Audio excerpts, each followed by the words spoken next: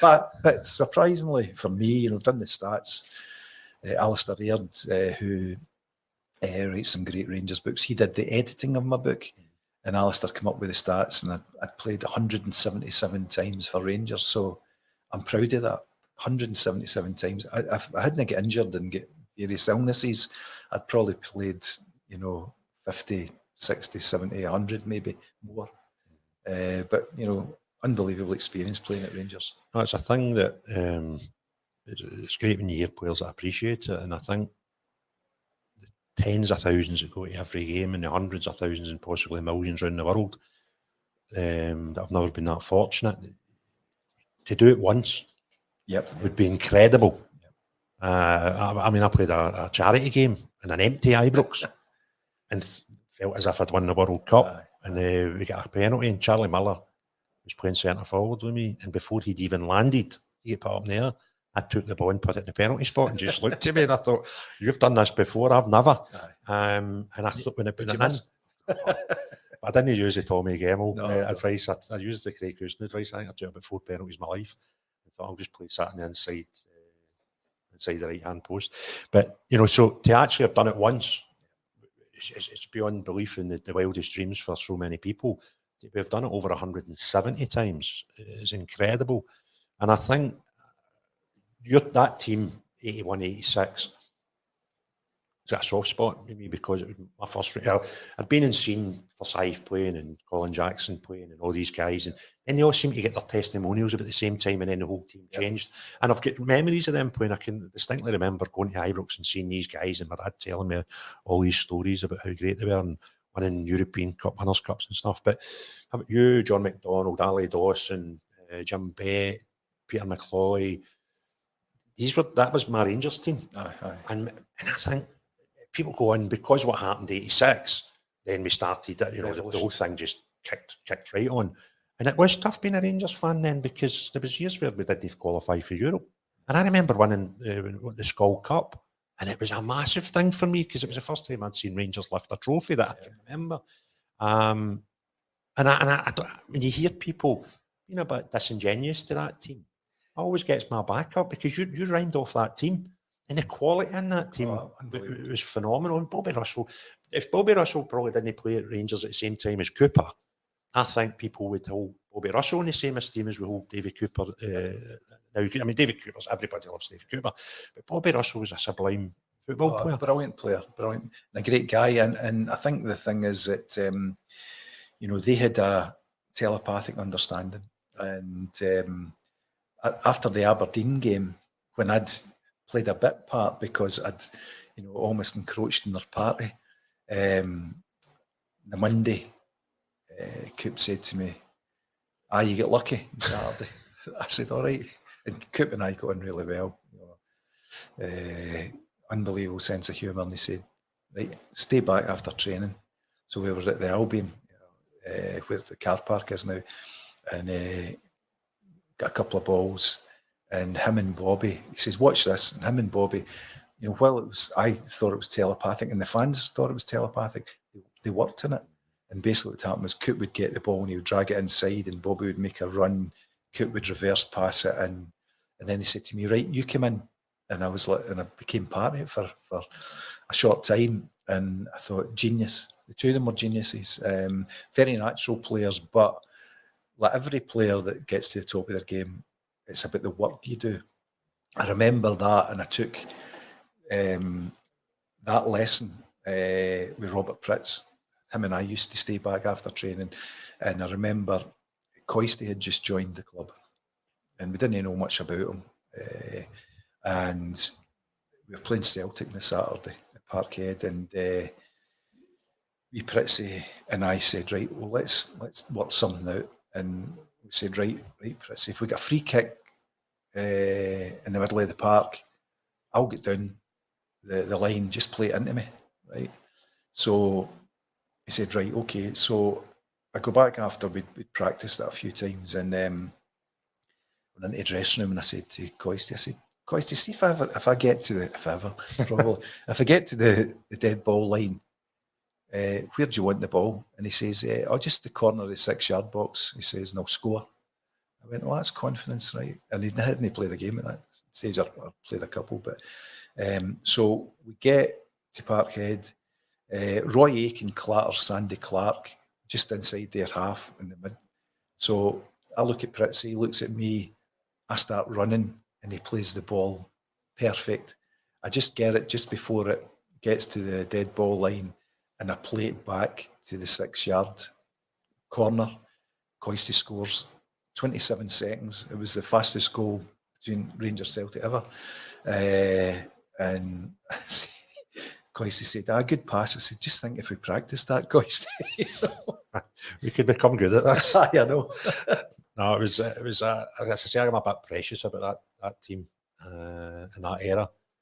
And what happened next was crazy. I mean, I never expected that. See, one of the things, Craig, I would say to you was like, see the players at that time, they were all Rangers supporters. They were brought up as Rangers supporters. So they stood in the terracing. I stood in the terracing opposite the tunnel. That's where my dad used to take me. And my kind of heroes at the time, John Gregg, Dave Smith, Willie Johnston, Colin Steen. But my favourite was Andy Penman. I loved Andy Penman, and I played against him latterly in my career. Just because he's, the way he went about the, in the midfield, just he always looked as if he was in control of things. So I understood, and all those players understood what it was like to stand in the terrace and support your team. So that synergy, I think, between the players and the fans existed. I was fortunate in my first 2 years that I got over 100 Player of the Years. And after the first season, what I did was I went to every club, every supporters club, every fans club to collect it. Sometimes 3 in a night. Travel from, Ayrshire to Lanarkshire to Midlothian, and spend some time there. So I did that, and I collected everyone. The following season, I get more. Wow. Right? And Coop said to me, you only get them because you go to them. He said, I should be the player. I said, no, They know you'll turn up. You'll turn up. So that's what I did. So I think in writing this book, what I want to do is almost re-engage with that, because I was treated incredibly well with the Rangers fans.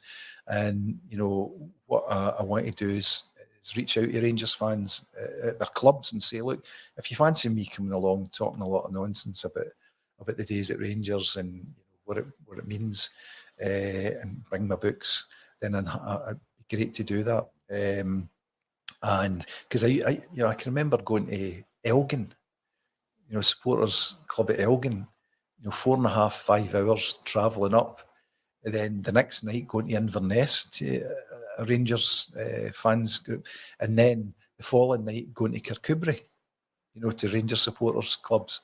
So that's what it means. That's what it meant to me to be part of it, because the fans are part of it, and it's a big thing between clubs. And I think too often they tend to forget that, because it really means a lot to the fans, but it means a lot to the players, because you're always treated unbelievably.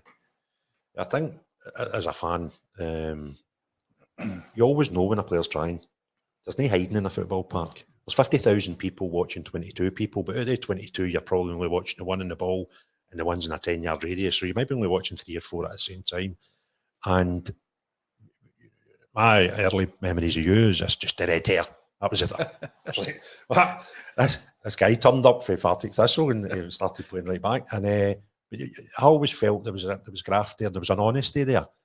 And I think that's fair to say about a lot of your teammates at that time. There was honesty and graft. But see what you're saying about, I think for a lot of people, if you're a Rangers fan, you put on that jersey, the hope is that you're going to get an extra 10, 20, 30% of effort, because it means more than playing for, with all due respect, Thistle or Dundee. But is that always the case, or can it sometimes be a negative with some players? And that's just a mentality thing that might be a negative for them, being a player and having to go and trying too much. Well, I think a lot of players come to the club and don't realise how big it is and what's required. As you say, the big thing is the fans giving it 100% in every game.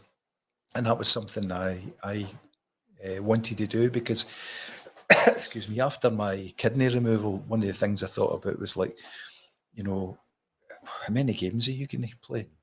And what I decided to do was play each game as if it was my last, because one day I was going to be right. So I made it from my soul really to say, I'm going to go out and from the start of the game to the finish, I'm going to play to a certain level. I'm going to, come off the park and if realise that I've given 100% to the club. It'll be up to others that maybe add a wee bit of magic to make us win.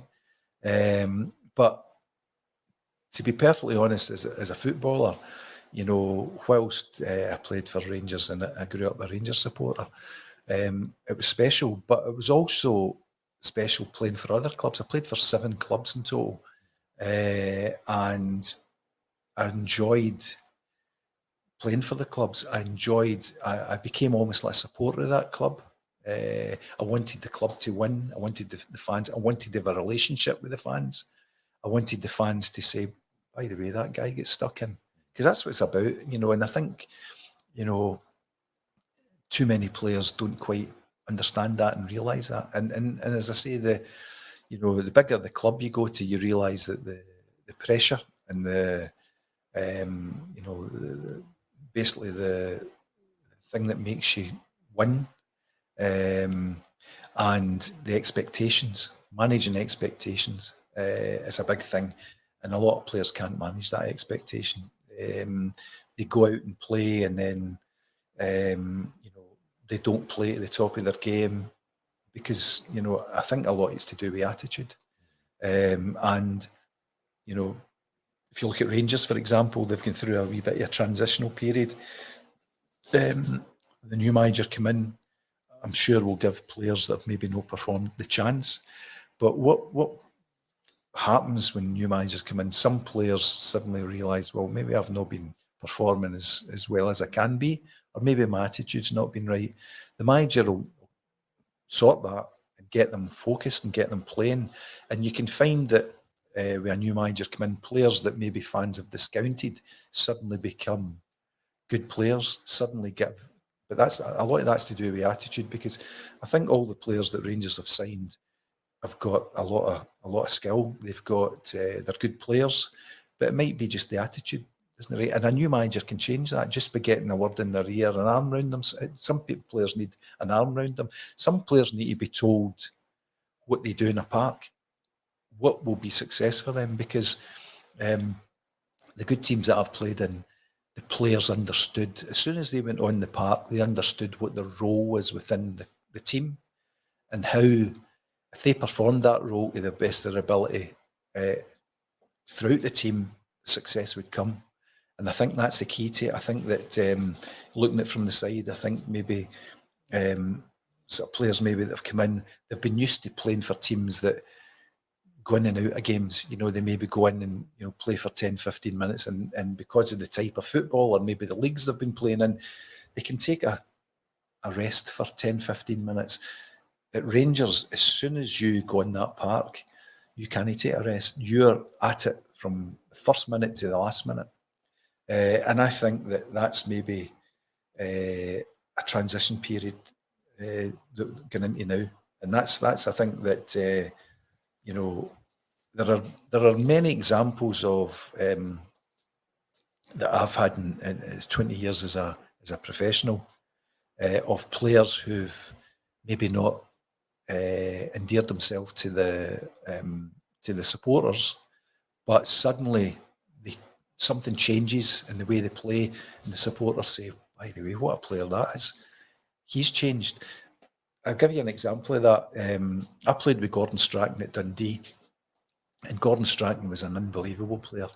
Low centre of gravity, great attitude, was brilliant, and you knew you could give him the ball and he'd keep it. When he went to Aberdeen, something happened. I don't know what it was when he first went there. And I remember probably, it wasn't even my debut, it was after the Dundee United game, but we went to, Partick Thistle went to Aberdeen to play Aberdeen, and we're doing the warm-up, and I said, Strax, how you doing? They went, oh, murder. I says, what do you mean? He says, oh, the fans hate me here. I said, oh, come on. I said, I played with you for a number of years, I know exactly what you can do. I says, and one of the things, your attitude's always right. And he said, no, he says, they hate me. Right? So Aberdeen took kick-off and played to Gordon Strachan. Boo! Right? Everybody was booing. And I'm thinking, you're right, wee man. And then suddenly became this legend there. So you can turn it around. So I think, if you're, I'm relating to Rangers in the current position. I think players, there are good players there. If they give the right attitude and they get the manager to get the best out of them, I think they might come good. That's what I think. If they don't come good, then it's never going to happen. You need to go through a transition. But I think with Rangers as well, having worked, as an executive level at clubs, the last thing you want is a manager coming in and having to clear the place out again, because that sets a club back 2-3 years. Well, and that's the balance at the moment. Aye, and it's not just the dressing room change, the financial costs of that. Absolutely. You obviously in Kilmarnock already spoke about that in your time there with Tommy and the penalty, the Tommy Gemmell penalty, and then obviously you moved into the boardroom and the business side of football. But there was one story in there that I think is very topical. It's because of what's happening with Rangers just now, and it was when Alec Rae was the manager of Dundee. Yep. And you had to sack him, but reading between the lines, it's as if you weren't happy with that, and you maybe thought, one, it was the wrong decision, but you were still professional enough to just go and deal with it because the decision's been made, your role dictates you do it, or maybe it wasn't, you were maybe just shoved into that with somebody that didn't want to do it, was maybe how I read it. But could you talk about that time at Dundee and what happened there? Yeah, well, I believe that I spoke about that synergy between a club from top to bottom. Unless there's different languages throughout a football club. There's the boardroom language, which is strategic and, making sure that they don't lose money, they get money in and all that kind of thing. But they still want a good team in the park. You've got the football side of it, where it's like short term. Let's win on Saturday. Let's get our injuries back. If we sign this player, we might, improve the team during the transfer window. And then you've got the fans. They want to mirror what the dressing room's doing about winning every game. But I understood that language at clubs because I played football. I could talk to the board. I'd also had a vast experience in business. I was at Tenants for 12 years, an unbelievable education in business, and then had my own pub company. So I knew business and I knew every aspect of it, financial, strategic, everything. So, but I was at Kilmarnock, and first of all, and basically the boardroom, I was the football guy, right? So I knew the language of the dressing room, and what was happening was Kilmarnock, believe it or not, they were third or fourth in the league, and one of the directors said, we've been beaten the last couple of games, I think we should get rid of the manager. And it was Jim Jeffries and Billy Brown who we'd taken £1 million out of the budget, and they were performing miracles. Two great guys, conscientious. And the owner of the club said, we brought Davie McKinnon in for his business acumen, but also his football acumen. What do you think, Davie? Worst mistake we'll ever make? I said, the manager's done absolutely brilliant. He's got 12 injuries. They're all coming out. I spoke to the physio. They're coming back in. We'll get back in and we'll end up fourth in the league. The owner, Jamie Moffat, says, right, Davie, you're the football guy. I'll take that on board. Now, if there was not a football voice in there, they would have sacked Jim Jeffries, and it would have been the worst move they made. It was a similar thing at Dundee. What happened at Dundee was I was part of a 4-man board. There was a fans representative, George Knight, who was brilliant, understood exactly what you know, we could say to the fans and what we couldn't say. I used to go to a fans meeting with them every month, and I used to give it from the football perspective. With Chairman Bob Brannan, and with Financial Director Ian Bodie and me, and we should have agreed that we'd a quarter vote, if you like, on decisions. But ultimately, I was supposed to have a football decision. But basically what happened, we were beaten. I think we were only maybe 5 points off the top of the league. It was a lot of players injured at Dundee. Alec Rae was doing a great job, and I got a phone call on the Sunday, because they were all from the Dundee area. Oh, we had a meeting after the game, and 3 of us want to get rid of the manager. And I said, it's the worst move you can ever make. I said, he's got injuries similar to what happened to Jim Jeffries. I said, so this is not a football decision that I agree with. And from a football perspective, I don't agree with it. And what they said was, well, it's a 3-1 vote, so you're voted out. And I went up to Dundee. I was told to go up to Dundee and sack Alec. And I brought Alec into the club, and he was doing very, very well, him and Davie Farrell. And but I walked up to Dundee and into the solicitor's office, and a Dundee United director was sitting, John Bennett, who was a property guy, really good guy.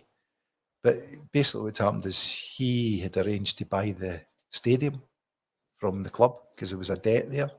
And the banking issues of 2008, banks were going out of business. The Royal Bank of Scotland were pulling in every debt they could. So they'd asked for Dundee. I think there was a £3 million loan against the stadium, and they would write that off for £500,000. That was the strange things that were going on at that time. And John Bennett agreed to fund that and buy the pitch, buy the stadium. And I didn't agree with that. And then John gave me an email and said, there you go. So John made the decision to get rid of the manager because he was going to buy the club, and he didn't want Alec Rae being the manager.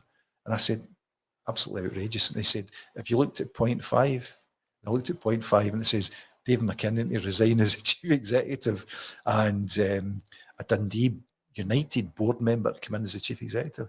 And I just said, outrageous. Now, as I was leaving, some people try and look after themselves, and I just told them to stuff it. I wasn't doing it. But, you know, that having to do that professional job, I was getting paid. And so I went up and sacked Alec Rae, and I couldn't tell Alec exactly why it was. And he was quite rightly raging. But I made the decision I was leaving the club anyway. If it's any consolation, he knows now. I told him. Oh, you've told him since? Because I'd said to him over the weekend, I said, you've come up in the book. I'm reading it now. And he's like, where did you get the book? And I told him. I phoned Alec because what I wanted to do is I didn't want him reading about it in the papers. Yeah. And it was a personal thing that I had no control over. And it was the wrong decision. And what I said to the 3 board members when I left, I said, you're making a terrible decision here. I said, we're on track with a 3-year plan. We'll get promoted to the Premier League. That's the objective. The fans understood it. Everyone at the club. So we were perfectly aligned. And we knew what the objective was, and we'd have got promoted. But they weren't for it. And I said to the board, you'll end up with administration again. Because I'd joined the club after administration and took a significant amount off the wages to get back on track. I had a 3-year plan that the board agreed, and we were working to it. And we ripped up the plan and they started buying players in. You know, Lee Griffiths, they signed for 150 grand. Gary Harkins from Thistle for 100,000. Where was this money coming from? Because they couldn't have an overdraft. So I knew that, but they had, you know, someone said they were going to invest money into the club and they were going to fund it, and that person disappeared at the tail end, and they were left with huge wage bill. They didn't have an overdraft. The bank wouldn't allow them an overdraft. They couldn't pay for things, so they went into administration again, and that was so sad for me looking in the sidelines. But I saw it coming, so I talked about that in the book to a certain extent. But it was great for me to actually phone Alec and phone Davie Farrell and say to them, look, I'm giving you a heads up on this. Here's the reason. It was nothing to do with your ability or how you perform. That's the reason. Can he change the past? But what I want you to do is make sure that you hear it from me rather than read it in the papers. Fair play. I know, Alec, and there's a story from Christmas time. I was taking the piss out of him, to be honest with you, but when I tell you the story, you realise that in itself will tell you how good a coach Alec is. He's a great coach, great manager. I was going down to take my girlfriend as a wee boy down to Windsor in Legoland between Christmas and New Year, and Alec was at Reading at the time. So I've texted them, and we actually booked a hotel in Reading to stay in, and they were playing Swansea that night. So the wee man got us a couple of tickets for in the players' lounge, and he came in after the game and he said, "You doing tomorrow?" I says, "Well, we're going to," it was like about lunchtime or something. He says, "Well, see if you want, I'll come in to change. I'm going into training about 8:30. If you want to come in, they'll show you in the complex." Outstanding. He's a brilliant guy. Alec. Well, when I gets there, we're walking through, and he's introducing me to everybody in the building, and he says, Ince will be in half an hour or so, right? So Paul Ince, I think I've met some football players in my time. You're a proper football player.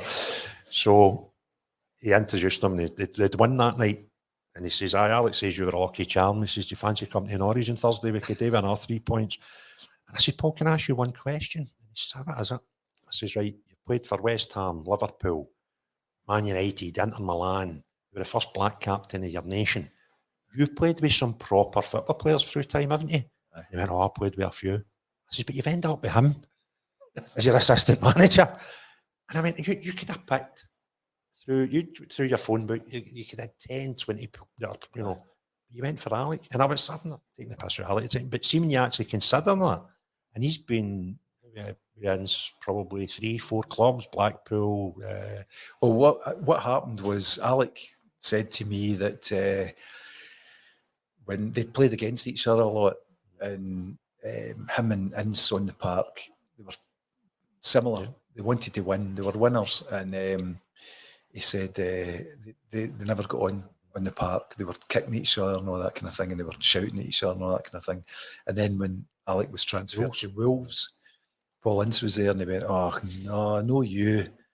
At least you're playing the same team as me." And the two of them got on really well, and they obviously had that career, together.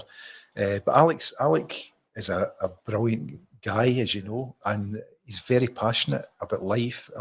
He had his troubles, which he was very honest coming out about, which was great, and he gets stick for that, by being so honest, from people that don't really matter, because he's got a great family, he's a great guy, and I was absolutely delighted that he's got the opportunity to come in and be involved in Rangers, and I hope the manager keeps like him and the rest of them on, really, just because you need that Rangers head, in whatever capacity, because he deserves it, because he's worked hard.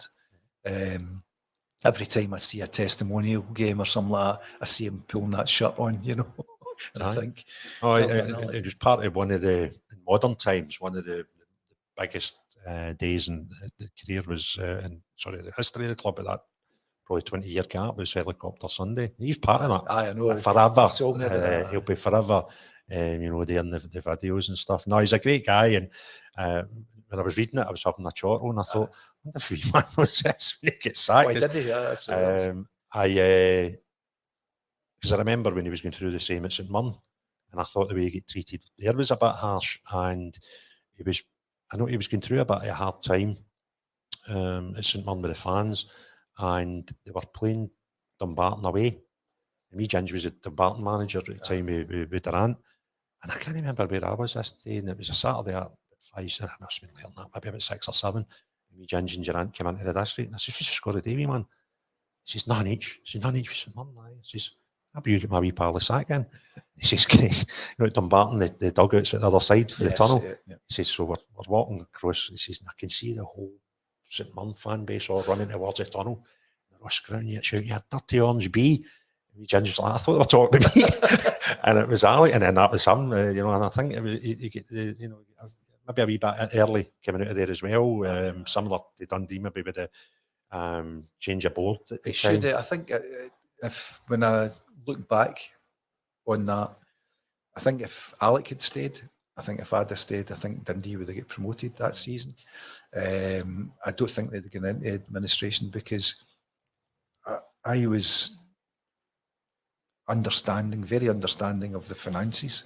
But also the board members were, Bob Brannan is a great guy. He was chief executive at Rangers, knows the game, but for some reason, himself and the other two directors decided to make that change. You think that thing you were telling us about the loan to the stadium, having a bank allowing you to write off basically a multi-million pound loan for $500,000, it was even worse than that, because there was another 4 million in another account, and they came out of administration, and what I couldn't understand was why that debt was allowed to be parked, because that was part of the whole thing, of the debt, and the bank obviously didn't want to write it off, so what they did was they put it in two accounts, one under the stadium and one they had an agreement. I saw that an agreement there, right, and it was for 4 million, and what that was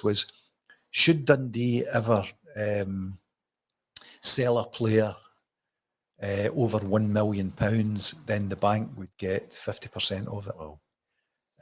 But this loan it doesn't incur any interest and doesn't have to be repaid.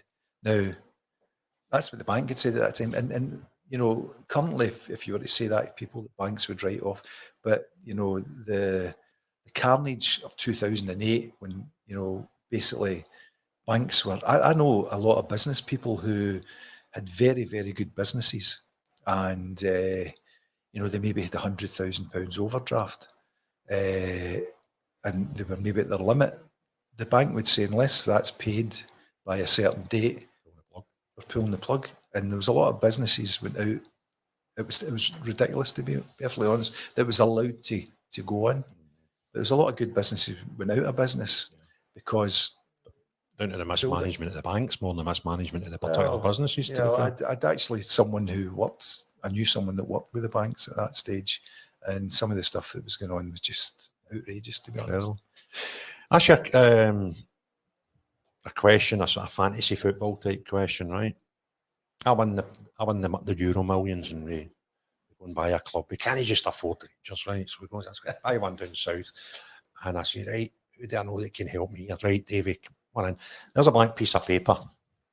Design the football club for me. Tell me what that looks like. Yeah, to give us as much chance of success as possible. Right. Well, what you need is, as I said to you, it all has to be aligned. So you need a board that set out a clear strategy. So we need to agree a plan and a timescale to deliver that plan. So we agree that. We speak to every area within the club. We speak to the football side at that stage. We speak to the fans. We speak to the staff. We get everyone involved. When I go into a company, the first thing I do is I have an hour meeting with every member of staff, and I pose them a couple of questions. What's a barrier to you achieving what you want to achieve? And what's good? What's working? And what would you need to make things work? What do we need to do here? So I get all that, gather that information, and a lot of it comes down to communication, not understanding the clear plan. So you get a clear plan, set that up, get all the stakeholders, everyone, you make them aware of that plan, fans and all of that. Here's what we're laying out, what our plan is, and you get a buy-in for it. So everyone that's involved in the club, from the board to the football management to the staff to the fans, know what the plan is and what the timescales on with that. So you do that. You also get a representative of the fans on board and on the board, someone that understands the plan and understands what the fans have to do to make that plan work, and is a very good communicator. Because one of the things is communicating that, where you are along the line of the plan. And then what you do is you look at your finances and see, right, well, what can we afford here to pay out in wages for the players?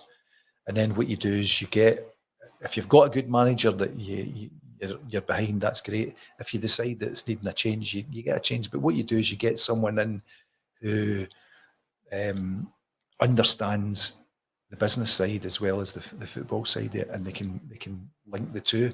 And what you do is say, right, okay, how are we going to play? What's your style of play? And a lot of people say, oh, well, you're interfering. No, you're not. What you're doing is you're understanding exactly what the manager's requirements are. You get all that down, and then what you do is, at clubs that succeed, what they do is they have a style of play, and then what they do is they bring in the players to fit that style of play. There's a lot of teams, as you probably see, where they have a style of play, and what they do is they say, let's sign that one because he scored 20 goals or he's been a great defender, or whatever, but it might not fit into the style of play. So what you have to do is that understanding with the manager. We bring in players to fit the style of play that you play, and you basically implement that, but you communicate on a regular basis of where you are within a club. And also you got a scouting system, and you got a really good scouting system. And I'm part of a Rangers WhatsApp group of players that played in the 80s. And there's some people in there from around the world that very, very good football people, understand the game, have been managers and coaches. Colin Miller in Canada, and in America, Bobby Williamson in Africa, Stuart Minot in Australia. And we talk regularly about players, and all of those three and others, Big Nizzy in Spain, they've spoken about players and said, by the way, Rangers should buy this player. I remember Bobby Williamson telling me that he'd written to the club to say there was a player in Africa that I think could have got for 500,000, and he says he's one of the best strikers I've seen in the game. Now Bobby knows the game inside out, and I think he'd sent something in to the club to say, I think you should have a look at him, but it didn't happen. And the guy signed for a Bundesliga team, and I think a Premiership club in England's trying to buy him for 20-30 million at the moment. So that happens. So you need to get a network of people that understand football and understand players that will come into that system. So that it's relatively easy to set that up. But see, once you've got the plan, you need to stick to it. But, and if you have to deviate for some reason, you need to advise and communicate with every stakeholder and say, we're changing this strategy and the way we're going, and here's the reasons why. And people buy into that. It's about buy-in all the time. And do you think in the modern game, rather than not just having the manager alongside a scouting department, recruitment department, whatever that looks like and whatever you want to call it, do we need a technical director stroke director of football, and not a director of football in terms of dealing with the business side, but dealing with the planning for recruitment, that guy's got 2 years left in his contract, we'll probably need to get rid of him in a year. Is that a necessity at top clubs these days? Well, I think top clubs have gone that way. I think because chief executives maybe don't have that knowledge, so they need to bounce things off, a technical director or a director of football, because I think the thing is, you're right, it's about managing players' contracts. If you look, I don't want to keep reverting back to Rangers, but if you look at Morelos and Kent, see, part of the thing, even at the clubs I've been at, what I've done is always said, right, well, somebody's coming out of contract, you offer them an extension, and if they don't want an extension, they go, because you maximise the money. That happened with me. There was a boy, Kevin McDonald, played for Scotland. Kevin was a great player, and I spoke to him at Dundee. I spoke to him and his agent and said, look, want you to sign an extension, because we wanted to protect the club. And him and his agent says, no, I'm not signing a contract. So what I did was I said, right, okay, well, I'm going to move you on. And what I did was sold him for a big fee for Dundee, £500,000 to Burnley. Same thing happened at Kilmarnock with players, moving them on because they don't want to sign an extension, because they're just going to run down their contract. And what I've seen is like clubs when players are in the final year of running down their contract, they don't give you it. It's something that I can't stand buzzwords, right? When I manage people, I try and be a straight talker and we'd have goals, we'd have, majority of my managing time is sales teams. And our target's over there somewhere, and I'll run to that. If you can run with me, that's great. See if you even jog with me, that's all right. See if you walk the other way, being just finished, right? That was my type of management, and I can't be bored with buzzwords. And trying to remember the recruitment, some shitey buzzword we heard at Rangers for years. And then Kent and Morelos leave for zero. Now, I know there was 29, 30,000 £1 million worth of bids for those two not so long ago, and you go, it's just buzzwords. It means nothing. And if you're saying if you've got a plan, you stick to the plan. But we see a lot of faffing about, and what we say is we say the buzzwords and we call this the plan today because it suits today's agenda. But tomorrow, so we tell everybody we've got these recruitment strategies. We need a 5-year plan at a football club. So we tell everybody we're doing these recruitment strategies and the way we're going to manage our squad. And it does involve going out and finding good gems that we can resell for big profits. And then you go, but Bassey, well, that's right. But we got lucky with Bassey, we got lucky with Patterson. But there was another two. If that's your strategy, that's your strategy. And I mean, I saw those two in the last year where they were a shadow of the players that we'd seen previously. And then they walk out the club for zero. You go, it was just a buzzword. Well, I think the thing is, that's irrespective of how much money you've got. And I know one of the things that the Rangers directors have done is they've put their money where their mouth is. They've put money investment in the club. But I think that probably, looking at those two players, even getting into their last year of their contract, I reckon you'd get 15, 20 million for the two of them. Whatever that, broke down for each player, I don't know. But there was certainly, I know at the time you could have done that. Now, getting that kind of money into Rangers would be significant, because no club, irrespective, they can afford to, see money walking out the door, and that's what happened really. So I don't know how that happened. I don't know anything about it. I think it's just bad planning and no sticking to, saying that's what we're going to do and no doing it. But see, there was one thing I do take exception to a certain degree but they've put money in. Every Rangers director that's put money in is getting their money back in two ways. Either cheap shares, because we were told that they were worth 40 pence a year ago when an American wanted to buy some. And when they put their loans in or put the money in, they're getting given shares at 25 pence. I don't know what the financials behind it is, but I'm just saying, people on the board, sometimes in a boardroom, they have to be asked to, look, we need to put some money in here, and they do it. If I had money and somebody said to me, if you should put $500,000 in and we'll give you Rangers shares at 25 pence right now, I'd do it in a minute. If I had $500,000 to give Rangers and somebody says, we'll pay you back at 6% interest right now, I'd have it in a minute. So the Rangers board are good at putting money in. But every penny they put in, they're getting back either cheap shares or with interest nowadays. The Rangers fans every year put in more money with the season tickets alone and don't get anything back by the enjoyment of a football club. And I do appreciate, I'm not saying I don't appreciate what people do, because if they don't put the money in, we might not have existed doing that since 2012. But I've always got that caveat with it. Well, see, at Dundee, Dundee were saved by D for Life. Yeah. And they restructured the club and gave D for Life 26%. Yeah. And, any arrangements, work across every member of the board. So D for Life were there 26%. And without them, the club would never have survived. I don't know what happened at the second sort of administration. But I think D for Life, I don't think they've got the shares that they had originally then. But I think the thing is, I think there's I think clubs can ill afford to ignore their fans. Yeah, God. I think they have to get them on board and embrace it. And for a fan's perspective, though, I think that, I don't know how many different associations there are at Rangers with the fans group, but see if there was one focus, I think that would be a better idea for me. Yeah, I could bore you to deal. We could do an hour on that alone, but that's what the club wanted when they brought in Club 1872.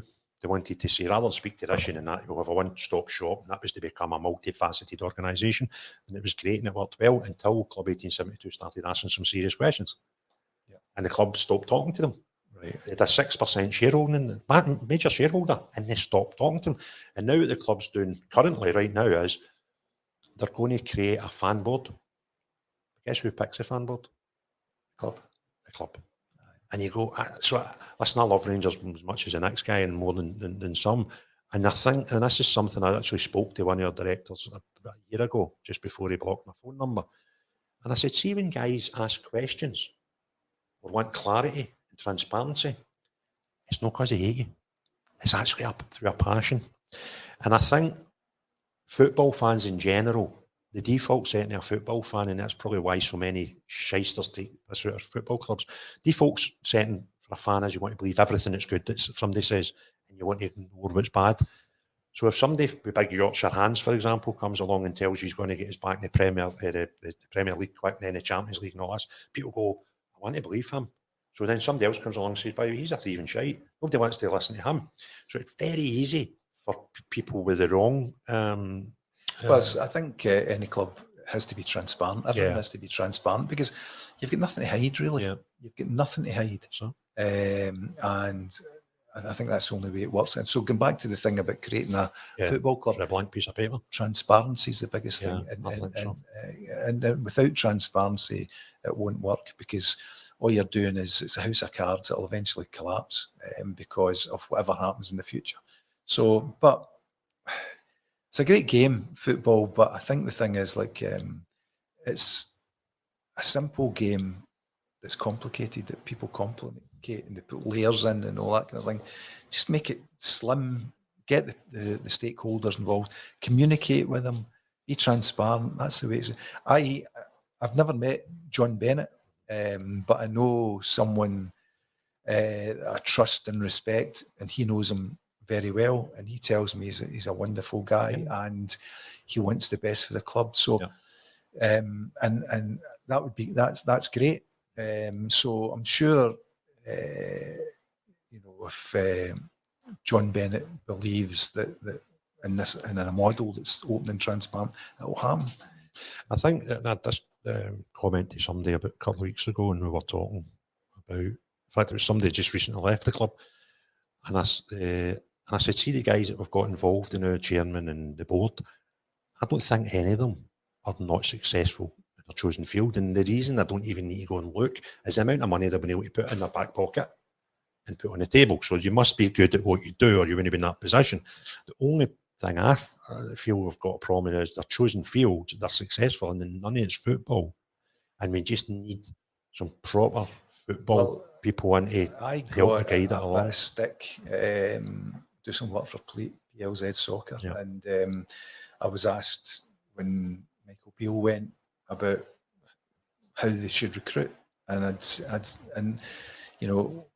said that they should get someone as a consultant in to help the board make the right decisions from a football perspective, because what I meant with that, and I suggested Graham Souness and it happened.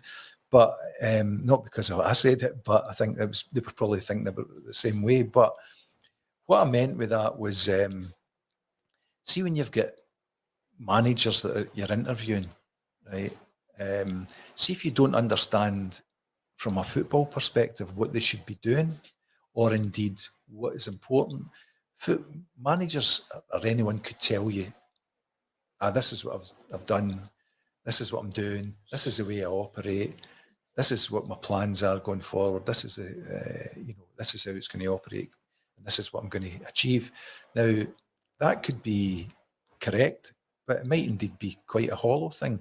But see if you're a guy that understands football or a woman that understands football, and you ask the relevant football questions, you know straight away whether they're going to deliver it. And that's what I meant with, get somebody in that can ask the question. If somebody says to you, yep, I'm going to organise, right, your scouting system, how do you see your scouting system operate? And they tell you exactly, here's what I've done in the past, here's the success that's done it. A football guy will understand whether that can be achieved. How I put it is, could smell the bullshit. Well, you said that, not me. But I think that, that was what I meant with it, because with respect to the board and the CEO, very good business people, but they don't know what the football questions is. And to their credit, they got Graham involved, and I'm sure he helped in a lot of ways. And it worked. Well, we've got a manager. We've got a manager, aye. Hopefully. Right, well, look, David, it's been a fascinating 2 hours. It just flies in, doesn't it? Can't thank you enough for your time today in doing this. And what I try and achieve with these is find out what's behind the character that we've known, for 40 years, with your playing career and your time in the football. And I think we've succeeded in that somewhat today. Some of the stories and insights you're giving has been incredible. But just before we finish, can I ask you just a couple of quick fire questions off the top of your head? Best team you played against? Probably Benfica. Wow. When was that? It was when I was at Arsenal. Is that right? Was that out there? Or? No, it was in London. So, wow. Big club. I chartered a plane at the end of COVID and took 120 kids out there for a day and took them to their stadium and their training facility, and then went back out 6 months later for a 4-day trip. We were under 14s or 15s at the time. What a club. That's a proper football club. Well, they had a good relationship with Arsenal, and it was like a closed door thing. Yeah. So what they did was they just came across, played their first team, and it was a great experience because it was actually myself and all these guys that I've spoken about played against them. We had a show pitch, and we played in that, and it was all part of your education. Best player you played with? Davie Cooper, definitely Davie Cooper. I also played with Liam Brady, who was an incredible player, but I played against Liam Brady when Rangers beat Inter Milan 3-1, and I was basically up against him, and he never got a kick, to be honest, because I knew. See, the thing is, like, if you know how people play, you can actually stop them playing that way, and that just to, because what Liam did was he played within a 12-yard area, and if you can cut off the ball to him or you put him under pressure, he'll still do you, at occasions. But with playing with him for 4 years, I knew what his first touch was. So I would try and either stop that ball getting to him or get the second ball. But he was a great player as well. But Davie Cooper, definitely. Aye. Who was your toughest opponent you came across? Probably Peter Weir, I would imagine, because I think it took me a long time to get to know his game. When I was at Arsenal, Pat Rice helped me out an awful lot on how to play as a right back, how to defend. And I played against George Best as well. Wow. But Pat said to me, he said, who's your favourite player? I says, George Best at that time, because he was just amazing. And he said, I played against Best, as you know, and he's in the Northern Ireland side with me. He said, I'll tell you how to play him. And I was like, right, okay. So we used to go into the Highbury pitch after training and used to get a ball. And what Pat used to say was, watch, he moves his body, but the ball doesn't move. So keep your eye on the ball and you'll get it. And I remember Cook was the same when I played against him when I was at Thistle. Cook moved his body, but the ball stood still. And he'd do a wee feint and players would go off balance and then he'd take that. And he said to me, Cook, after the first game, he says, I need to keep my eye on you. Because I took the ball off him a few times. He was very gracious and that was what it was. But George Best was the same. Incredible player. What was the biggest game you ever played in your career? Crowd-wise, I played in front of 100,000 in Iran for Arsenal against Iran in a tournament, right?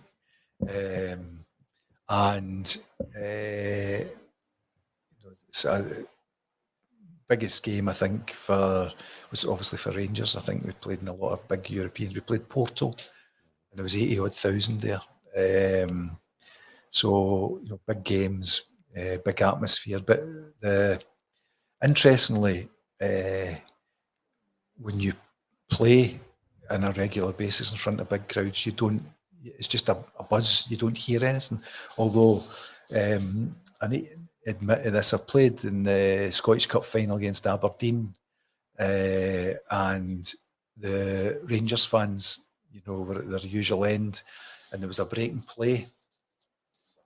And I looked up to the Rangers end, and out of, I don't know, it's probably 40,000 Rangers fans, I saw a guy that was in my class at school. No way. Called Asmo. This what, about 80 or mid-80s? 83, I think. And I Wow. looked up, and it was the most strangest thing ever. So I'm looking up at the Rangers end, and I'm thinking, look, fans are great again. And then I see, it's no, is it? My sight was a lot better in those days. It was Asmo. That's it. I sat beside in school. I knew him. And I just was. And have you seen him since? No. I wonder if it knows that bit of fame that he's got that he never knew.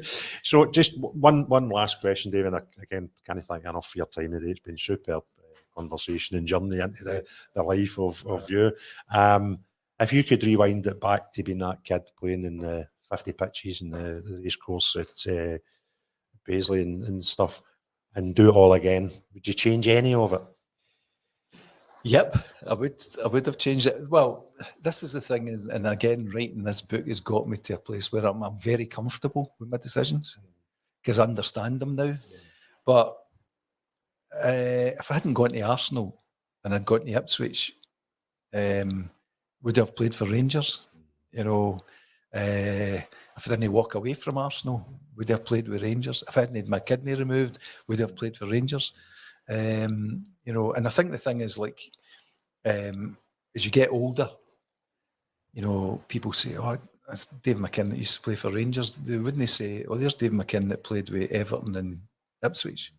If you know what I mean. So I wouldn't change anything. I do what I do now is like I speak to players that I know, young players who are maybe going through an injury time in their life. There's a couple of players that I'm speaking to at the moment who've got kind of, longer term injuries that they've battled through and they're coming back to. So I phone them up periodically and say, how are you doing in your rehab? Because it's a lonely place. It's a lonely place. And see, when you're out injured, it's very difficult to feel part of it. So that's what I do, and I think I'd like to mentor a lot of young players about their game and particularly when they go through injuries, about how they would, what they need to think of, what they need to concentrate on, because ultimately, see, when you get through a long period of injury, you come out the other end, and see, when you start playing again, you don't think of that term you went through, but as you're living it and breathing it, you have to keep positive. You need to ensure that you don't lose focus, you don't get too depressed, too down, because if you work hard enough to try and get back, you ultimately get back. I'll tell you a story lastly about Rangers, and it's spoke about it in my book, but it was never discussed at the time. But when Jock Wallace came, we played against Aberdeen. It seems to be Aberdeen, these things happen. But we played against Aberdeen and we stayed at a hotel, and I got hepatitis A, believe it or not. And I was out for 6 months. And what the club didn't do, because it was just at the tail end of the AIDS and all that kind of stuff, and hepatitis, a lot of the drugs things. And I had hepatitis A, which it's got nothing to do with drugs or anything. It's a liver illness, and it was caused by fruit that I had at a hotel in Aberdeen, because there was an outbreak and I think 40 people got it.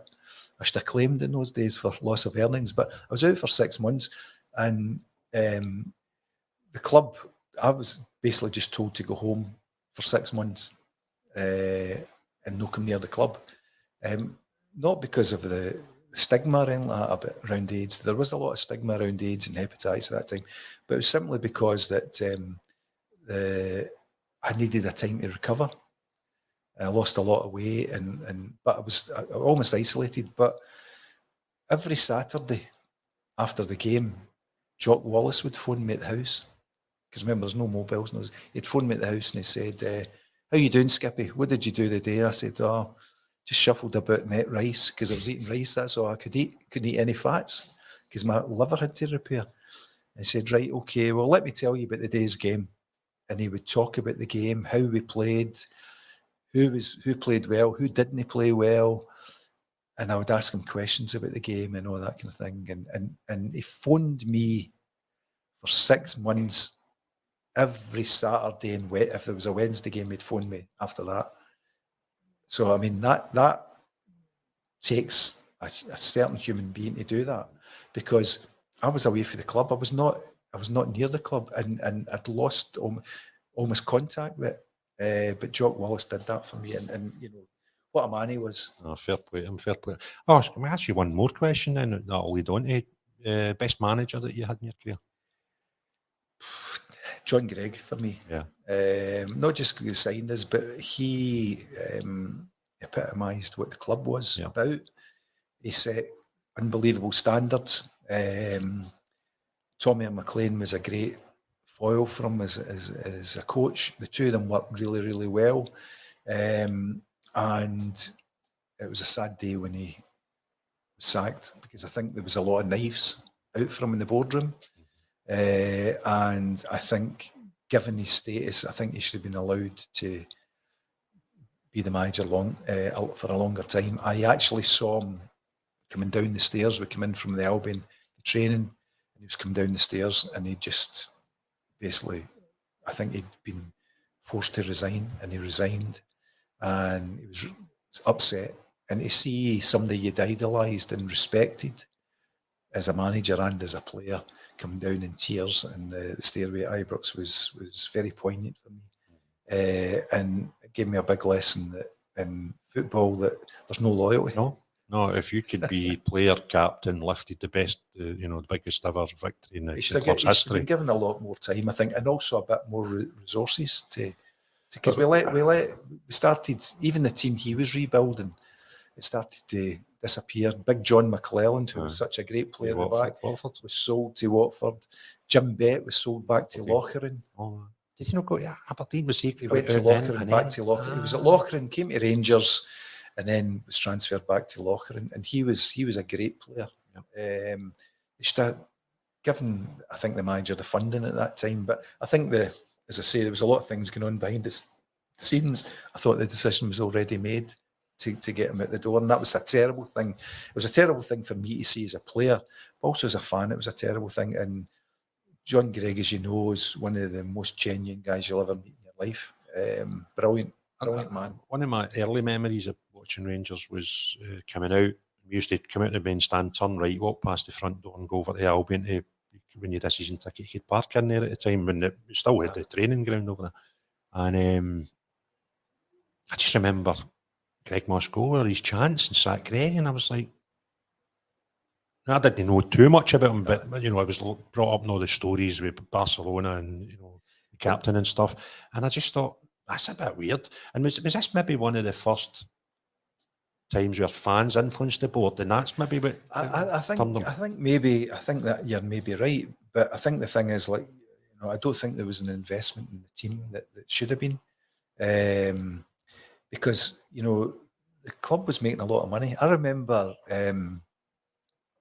we played Inter Milan here at Ibrox, and basically there was reported that the club were making something like 700,000 for the game, because what they'd done was they'd sold the rights to Italian TV. It wasn't on Scottish TV at that time, because the highlights are basically on YouTube, and it's RAI. So they'd sold the rights to the game for a significant amount of money. And if you notice, if you watch that game, all the advertising Around the hoardings box, right. are all blocked Yeah, off yeah. because they put in their own. That's right. So the club made a phenomenal amount of money. And remember, the players didn't earn a lot of money in those days. So therefore, the club were sitting in a lot of money. And I think it could have been better invested in supporting John Gregg. That was my view. And who knows what would happen, because he was a really good manager. Very, very good manager. Very conscientious. Knew the club inside out. And see, obviously when Souness came in, the whole thing changed. But even Jock Wallace wasn't supported a lot during that time. I think that when people look back in those days, and they may think, it's down to the manager, it's down to the players, but they don't know what else is going on behind the scenes. So, well, great Fantastic. couple of hours, Davie. Just before I go, just need to thank again our sponsor for this episode, Impact Glasgow Building Solutions, and just thank you for a splendid couple of hours and some great stories. Remember, if there's any supporters clubs out there that want to make come along for a night to talk about football and maybe bring some guests, if they contact yourself, that'd be great. We can do that. Listen, thanks absolute a million. pleasure. Thank Really you very appreciate much, it. David. It's been great.